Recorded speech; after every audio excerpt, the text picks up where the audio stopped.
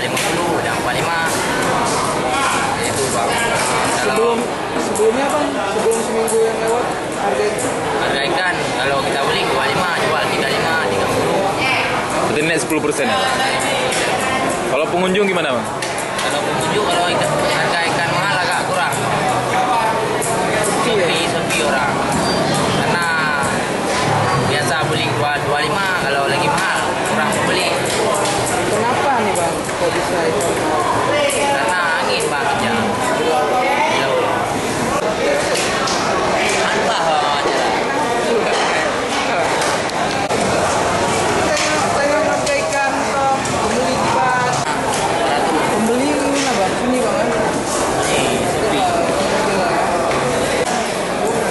Sebenarnya ya, Pak.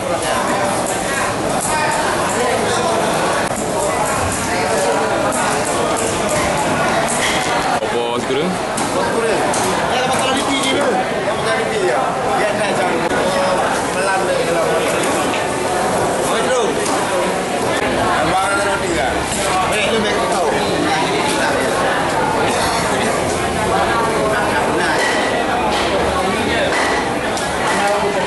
Iya, beli ikan kecil-kecil itu.